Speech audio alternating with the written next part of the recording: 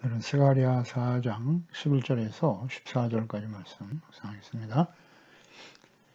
4장 11절 14절 말씀 읽겠습니다. 내가 그에게 물어 이르되 정잔대 좌우의 두 감람나무는 무슨 뜻이니까 하고 다시 그에게 물어 이르되 금 기름을 흘리는 두 금관 옆에 있는 이 감람나무 두 가지는 무슨 뜻이니까 하니 그가 내게 대답하여 이르되 내가 이것이 무엇인지 알지 못하느냐 하는지라.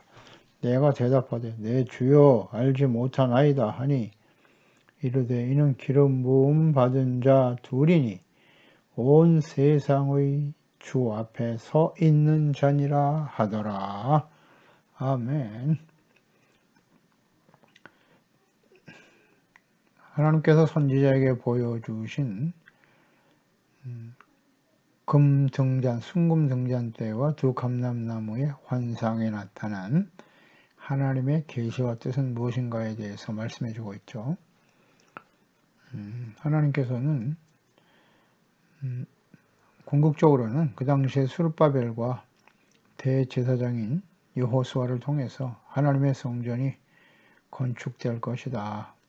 그래서 큰 산이 평지가 되게 하실 것이고 결국은 하나님의 은총으로 성전이 완공되고 머릿돌을 놓게 될 것이다 라는 말씀하셨는데요. 이것은 예수 그리스도 궁극적으로 예수 그리스도를 보내심으로써 하나님의 성전 즉 예수님을 통해서 이제 하나님께 나아가 죄사함받고 용서받고 하나님과 화목하게 되고 하나님이 다스리시는 의의 거룩한 백성이 되게 하시며 하나님의 나라가 온전히 이루어지고 이제 온 세상에 이 하나님의 나라가 예수 그리스도로 말미암아 확장되어질 것이다. 예수님께서 바로 이 성전의 머릿돌이 되신다라는 말씀, 예수님께서도 말씀을 인용하여 직접 가르쳐 주셨죠. 당시 새롭게 세워질 예루살렘 성전, 그 성전은 외형적으로는 작고 초라해 보였기 때문에 그 당시에 이것을 작은 일로 여겼어요. 반대하는 사람들에 의해서. 하나님의 백성들 중에도 과거 예루살렘에 있다는 솔로몬 성전을 보았던 사람들은 비교해 볼 때 아주 작은 일로 여기기도 했어요. 그러나 이스라엘의 하나님 성전을 완공하게 하시고 그곳에 임재하실 하나님께서는 천지 만물을 창조하시는 만군의 여호와 하나님이시죠. 광대하신 하나님이시고 역사의 주인이십니다. 그러니까 성전의 크고 작음이 중요하지 않아요. 그곳에 하나님이 함께 계신다면 그 성전은 영광스러운 것이고 그 성전에서 하나님께 나아가 온전히 제사와 예배를 통해서 죄사함받고 이롭고 거룩한 하나님의 백성이 되어진다면 그것이 가장 영광스럽고 가장 강력한 하나님이 다스리시는 하나님의 나라의 백성으로서 삶을 살아가게 되는 것이고요. 이것은 곧 보내실 예수 그리스도를 통해서 이루실 것이다. 이 환상을 통해서 주신 하나님의 뜻인 거죠. 그래서 11절에 등잔대 좌우에 두 감람나무는 무슨 뜻입니까? 순금 등잔대의 의미를 이제 깨닫게 하셨고요. 이어서 두 감람나무, 서 있는 두 감람나무에 나타나는 의미는 무엇입니까? 라고 묻습니다. 선지자가. 그러니까 이 등대는 순금 등잔대는 빛으로 오실 예수 그리스도에 대한 계시를 보여주신 것이고요. 두 감람나무를 보여주셨을 때 선지자는 물었어요. 이게 뜻을 다시 한번 물어봅니다. 무슨 뜻인지. 그러니까 이 환상에는 분명한 하나님의 뜻이 들어있죠. 계시, 또 하나님의 계획 이런 것들이 들어있기 때문에 그 의미를 바르게 깨닫지 못하는 선지자는 당연히 깨닫기 위해서 겸손하게 질문을 했던 것이죠. 그래서 이 환상에 대해서 먼저 정잔대에 대해 나타난 하나님의 뜻이 어떠하신가에 대해서 말씀하셨는데 감람나무에 대한 이해가 없었다. 그렇게 볼 수도 있고요. 또 후대에 이 말씀을 통해서 이루실 이 하나님의 뜻이 어떠하신가를 분명하게 하나님의 뜻을 바르게 깨닫고 기록하기 위해서 질문했다. 그렇게 볼 수도 있겠죠. 그래서 먼저 하나님 앞에 이렇게 질문한다라고 하는 건 참 중요한 태도예요. 자기가 잘 모를 때는 이렇게 겸손한 자세로 질문을 해야 되는 것입니다. 그러니까 우리도 계시와 하나님의 뜻이 들어있는 하나님의 말씀, 성경 말씀은 계시의 말씀이에요. 하나님께서 성령으로 감동하여 여러 깨닫게 하시지 않으면 알 수가 없어요. 그 누구도 알 수가 없는 것입니다. 그래서 성경을 묵상할 때는 반드시 성령님의 도우심을 구해야 하는 거예요.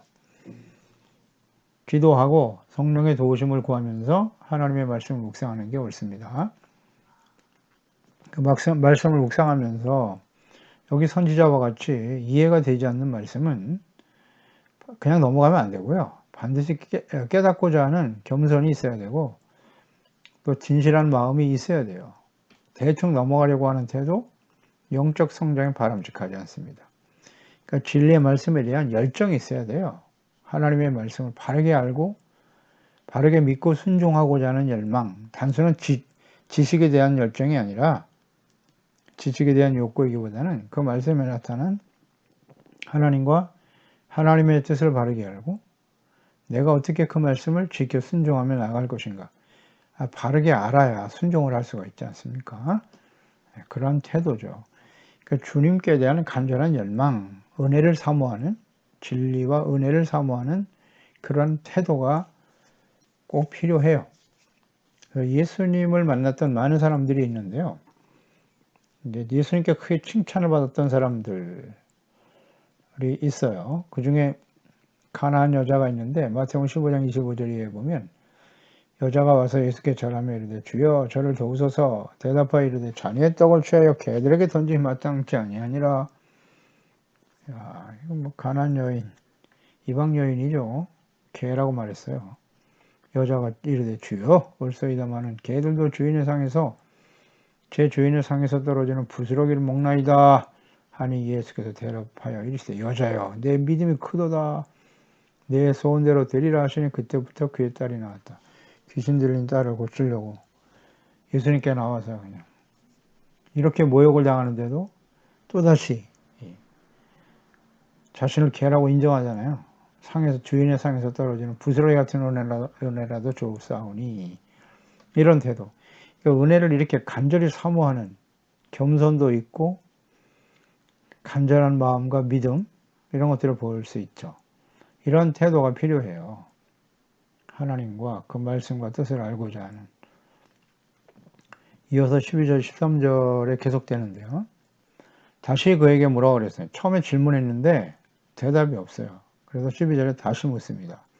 금기름을 흘리는 두 금관 옆에 있는 이 감람나무 두 가지는 무슨 뜻이죠? 두 번째 물었어요. 13절에 그가 내게 대답하기를 내가 이것이 무엇인지 알지 못하느냐? 오히려 되묻습니다. 너 이건 무슨 말인지 모르겠어? 무슨 뜻인지 몰라?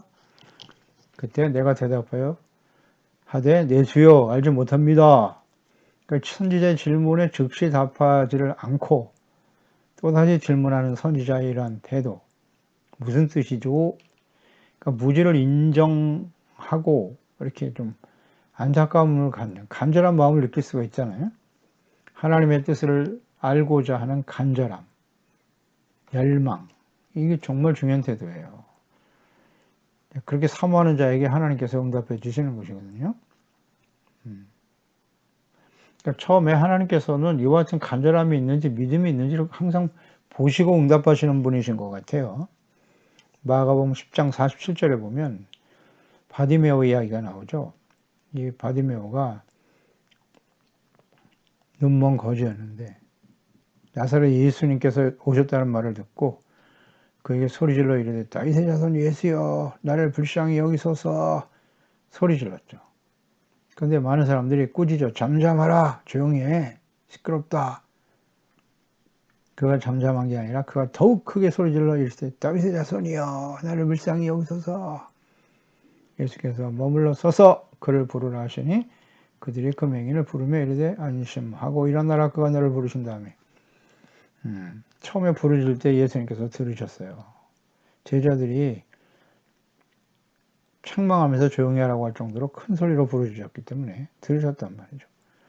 그런데 반응이 없으셨다가 두 번째 더욱 크게 소리 질러 그때 그를 데려오라고 말씀하시면서 치료해 주셨거든요.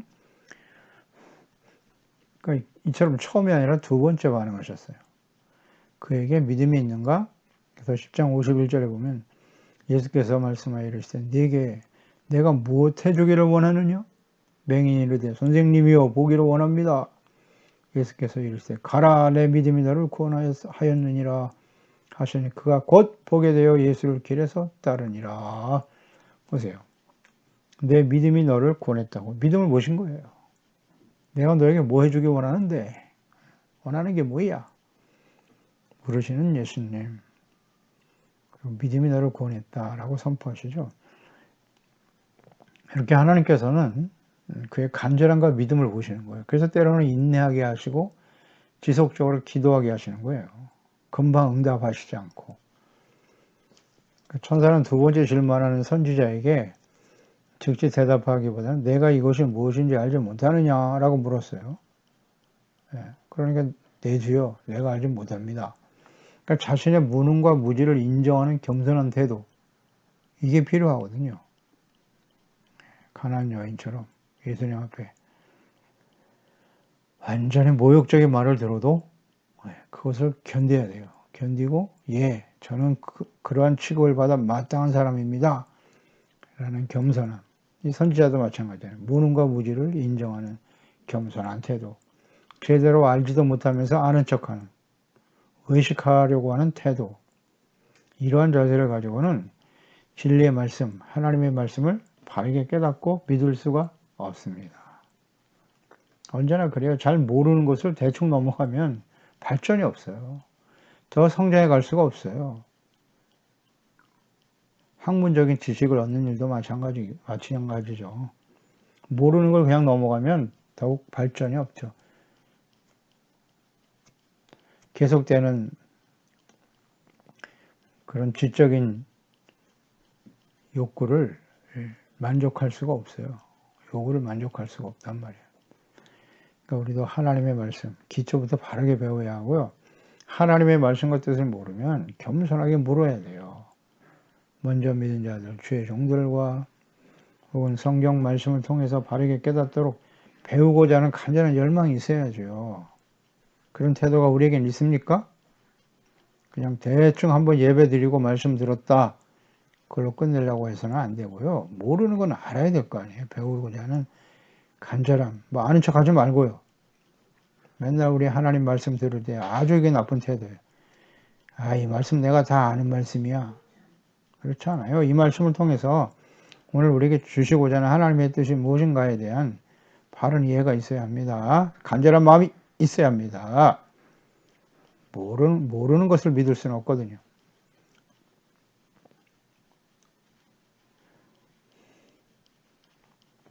(14절에) 이르되 기름 부음 받은 자 둘이니 온 세상의 주 앞에 서 있는 자니라 하더라. 이 두 감람나무의 의미는 기름 부음 받은 자 2명이다 라고 말씀하셨네요. 감람나무의 매정 이 감람 열매는 기름을 만들어내죠. 감람유.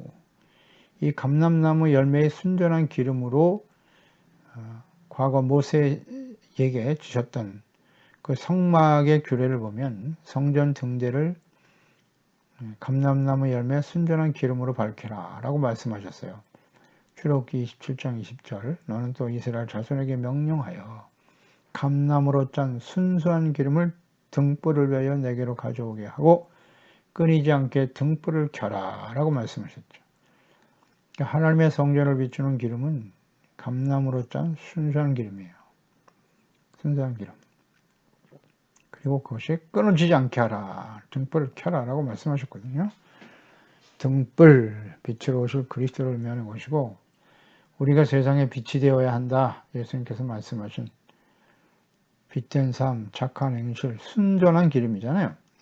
의롭고 거룩한 삶을 살아갈 때 그것이 빛이 되는 거예요. 하나님께 영광이 되는 것이고, 하나님께 온전한 예배자로서 주님을 섬기게 되는 것이다. 다 연결되죠. 그래서 기름 부음 받은 자, 기름 부음 받은 자라고 하는 말이 바로 그리스도, 히브리어로는 메시아죠. 헬라어로는 그리스도입니다. 그 의미가 기름 부음 받은 자다. 그래서 기름 부음 받은 자 둘이다라고 했는데 그 둘의 의미는 바로 왕과 제사장을 의미하는 거예요. 기름 부음 받은 자 둘. 출애굽기 28장 41절에 보면 너는 그것들로 내 형 아론과 그와 함께한 그의 아들들에게 입히고 그들에게 기름을 부어 위임하고 거룩하게 하여 그들이 제사장 직분을 내게 행하게 할지며 40장 출애굽기 40장 13절에도 아론에게 거룩한 옷을 입히고 그에게 기름을 부어 거룩하게 하여 그가 내게 제사장의 직분을 행하게 하라 말씀하셨죠. 그러니까 제사장들에게는 이 기름을 부어서 위임이란 말과 거룩이 연결이 되어 있네요.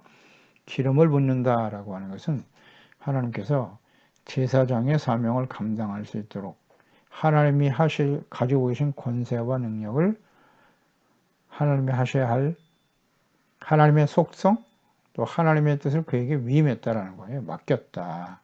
이게 기름 부음의 의미거든요. 그러니까 그는 거룩한 자가 되어야 하는 거예요. 하나님의 일을 맡아서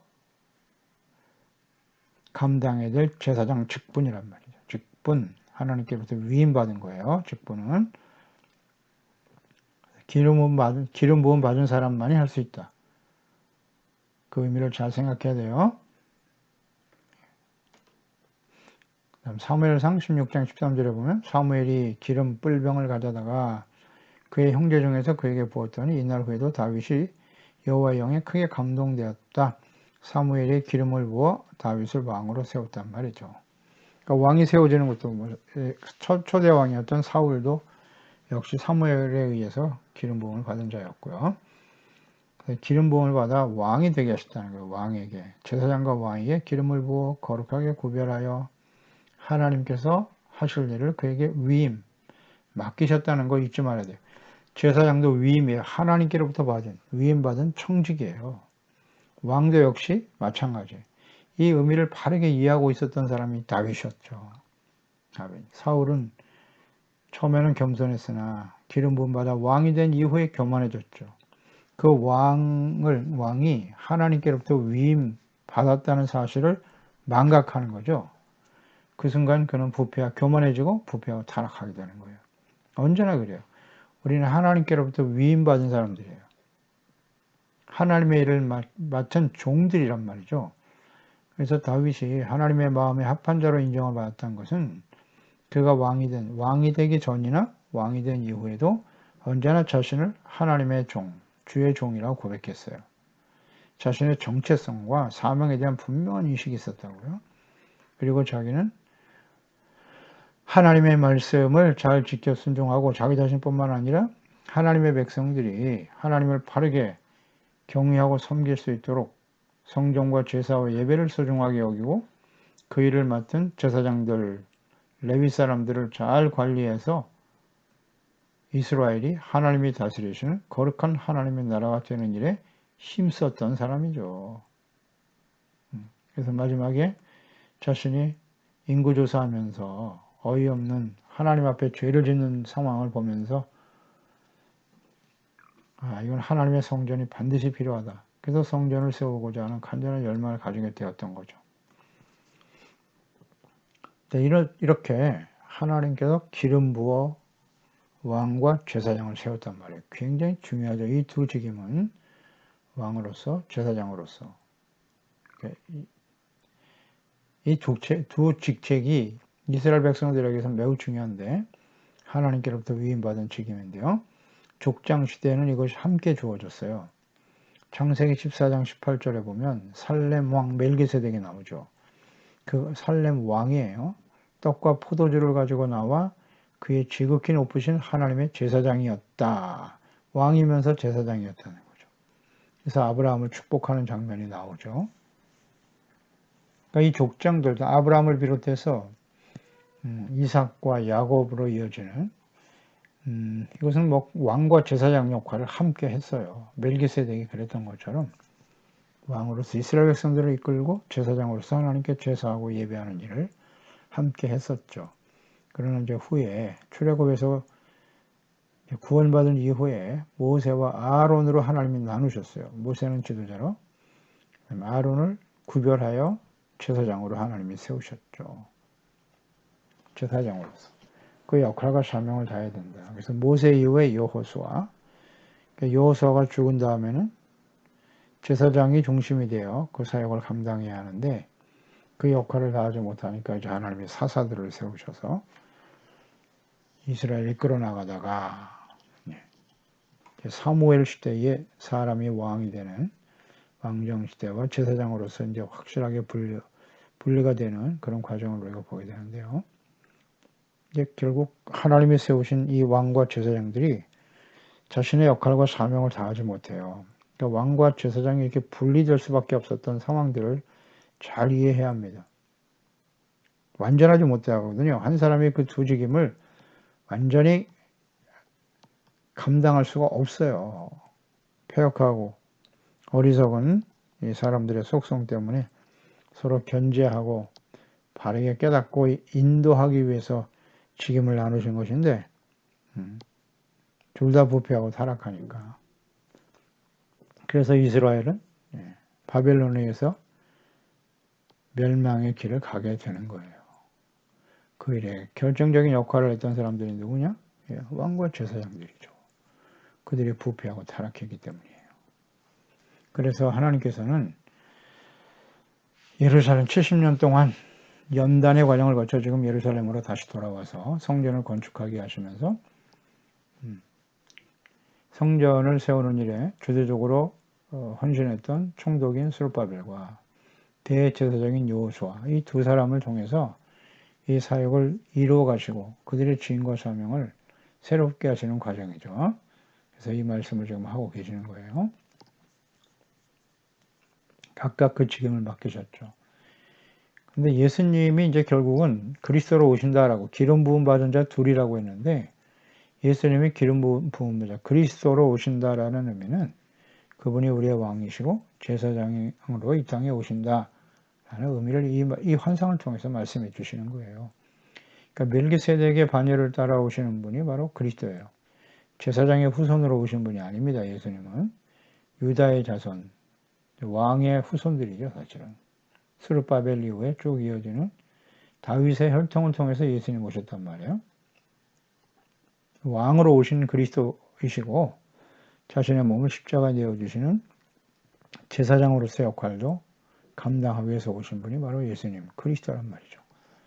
중요한 의미가 되는 거예요. 히브리서 7장 1절에 보면 이 멜기세덱은 살렘 왕이요 지극히 높으신 하나님의 제사장이었다. 7장 14절에 우리 주께서는 유다로부터 나신 것이 분명한데 왕으로 오셨단 말이죠. 이 지파에는 모세가 제사장에 관하여 말한 것이 하나도 없죠. 제사장 지파가 아니란 말이죠. 그러니까 멜기세덱과 같은 별다른 한 제사장이 일어난 것을 보니 더욱 분명하다. 유다 지파로 오셨지만 레위 지파가 아니라 그분은 왕이시면서 우리의 제사장이시다. 왕과 제사장, 기름 부음 받는 자 역할을 온전히 하게 됐다라고 증거하고 있죠. 다 이렇게 예언의 말씀 다 해놓으셨어요. 그 말씀대로 예수님은 오신 것이고요. 그리고 기름 부음 받은 자 둘이 온 세상의 주 앞에 서 있다라고 말씀하고 있네요. 이것은 하나님의 명령을 온전히 순종하기 위해서 준비되었음을 의미하는 거예요. 온 세상과 관련이 되어 있네요. 이 기름 부음 받은 자가. 그리고 주님 앞에 그 사명을 위해서 준비되어 서 있다. 섬길 준비가 되어 있다. 당시에 이 두 사람은 스룹바벨과 여호수아, 대제사장 여호수아를 가리키는 것일 텐데 그들은 즉시 순종해서 당시 성전을 완공하는 일에 쓰임을 받았죠. 두 사람이.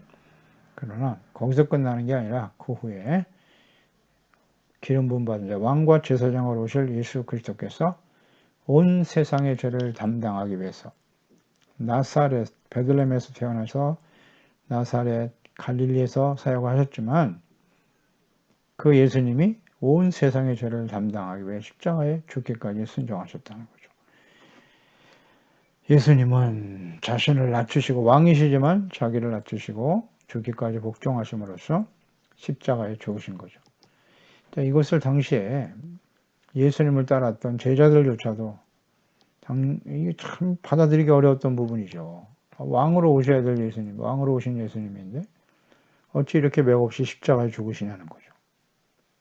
이걸 받아들이기가 참 어려웠어요. 그 의미를 몰라요. 내 나라는 이 세상에 속한 나라가 아니야. 하나님의 나라를 이루기 위해서 오셨다고요. 그런데 그들은 이스라엘 나라, 정치적인 해방과 강력한 나라가 되기를 원했다. 그러니까 이 개념을 잘 이해를 못한단 말이에요. 우리 계속 묵상하면서 깨닫는 거예요. 오늘날도 마찬가지죠. 오늘날도 하나님의 나라와 이 세상의 나라를 구분하지 못하는 사람들이 너무 많아. 이 말씀 모르겠습니까? 이거? 왕과 제사장을 분리해 놓으셨어요. 그 전에는. 함께 부패하고 타락하지 말라고. 근데 하나님의 나라를 세우겠다고 하면서 정치적인 권력과 야합하고 그걸 추구하며 달려갑니까? 이 성경을 어떻게 알고 있는 거예요? 하나님 말씀을 제대로 이해를 못하고 있어요. 하나님의 나라. 이 세상에 하나님을 경외하면서 나라를 이끌어갈 수 있는 지도자는 없어요. 제발 착각하지 말고요. 그런 사람은 세상에 없습니다. 우리는 오직 하나님이 다스리시는 하나님의 나라를 세우는 데 힘써야 돼요. 하나님의 나라, 예수 그리스도의 복음이 전파되고 구원받은 하나님의 자녀들이 함께 모여서 세상 썩어져가고 어두운 세상의 빛과 소금으로 살아가는 일에 힘써야죠. 그게 하나님의 나라를 세우는 일 아니겠습니까? 그래서 예수 그리스도를 믿고 구원받아 하나님이 다스리시는 하나님의 나라에 거룩한 백성들이 많아지게 하는 거예요. 참 이거를 이해를 못하나. 이게 보세요. 이 말씀에도 분명히 예수님은 이 두 기름 부음 받은 자가 온 세상의 앞에 있다. 이 온 세상의 의미를 똑바로 이해하란 말이죠. 구원받아야 될 사람들이에요. 그리고 하나님이 다스리시는 하나님의 나라, 교회죠. 일단은 교회와 그리스도인들이 사명을 다해야죠. 그것을 바르게 세우는 일에 힘써야죠. 왕과 제사장으로 오실 그리스도를 정확하게 예언해 놓으셨네요. 이건 뭐 아주 분명합니다. 스가랴 선지자 BC 520년에 사역했던 선지자라고 그랬죠. 예수님 오시기 520년 전에 이미 그리스도를 보내주실 것을 어떤 모습으로 오실 것인지 예수께서 오셔서 하셔야 될 그리스도와 메시아의 의미가 무엇인지를 정확하게 보여주고 계시네요. 온 세상에, 온 세상, 이 세상을 예수 그리스도 안에서 구원받게 하는 일에 쓰임받는 종들이 되어야 한다. 그분은 예수님밖에 없죠. 예수님밖에 없습니다. 그런데 그 예수님께서 그 맡겨진 사역, 예수님을 믿고 따르는 그리스도인들에게 이 귀한 사명, 그 정체성과 사명에 대해서 분명히 말씀하셨어요. 베드로전서 2장 9절. 그러나 너희는 택하신 족속이요 왕같은 제사장들이라고. 거룩한 나라요 그의 소유가 된 백성이다. 이는 너희를 어두운 데서 불러내어 그의 기이한 빛에 들어가게 하시니 아름다운 덕을 선포하게 하려 하심이니라. 아멘입니다. 우리가 이제 그리스도인들이 교회와 그리스도인들이 왕같은 제사장으로서 그 역할과 사명을 다해야 된다. 예수님이 제사장이 된다는 건 자신의 몸을, 너희의 몸을 하나님이 기뻐하시는 거룩한 산제물로 드리는 거예요. 중보자란 말이에요. 중보자.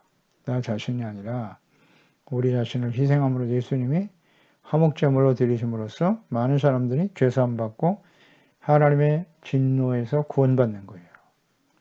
우리가 그 역할을 다해야 된단 말이죠. 왕같은 제사장이라고. 우리의 왕이신, 내가 왕이 아니라 우리의 왕이신 하나님 아버지를 온전히 순종하고 경외하고 따름으로써 경건한 예배자로 제사장으로서 그 역할과 사명을 다하는 종들이 되어야 하는 것이에요. 그래서 우리 개인과 가정과 교회를 이렇게 하나님이 다스리시는 하나님의 나라, 기름 부음 받은 자들로서 거룩한 자요, 하나님께로부터 위임받은 선한 청지기로서 종들로서 충성, 겸손, 성실, 진실함으로 예수님과 같이 복종하고 순종하는 종들이 다 되어야 할 것입니다. 기도하겠습니다. 하나님 아버지, 오늘도 주의 말씀을 통해서 당시에 예루살렘으로 돌아온 하나님의 나라와 백성들 이스라엘이 하나님이 다스리시는 하나님의 나라가 바르게 세워지도록 성전이 건축되게 하시고, 이를 위해서 총독이었던 스룹바벨과 대제사장인 여호수아를 통해서 이 모든 일을 이루게 하신다. 이건 사람의 힘으로 하는 것이 아니라 영신 하나님 성령께서 역사하시고 감동된 사람들을 통해서 이루실 것이라고 하셨고요. 그들이 그 사역에 쓰임받는 종들이었습니다만은 오늘 이 하나님께서 두 순금 등잔대와 감람나무, 두 감람나무를 통해 환상을 통해서 주시는 하나님의 뜻은 이 땅에 기름 부음 받아 오실 예수 그리스도를 예표하는, 상징하는 계시의 말씀이었던 거죠.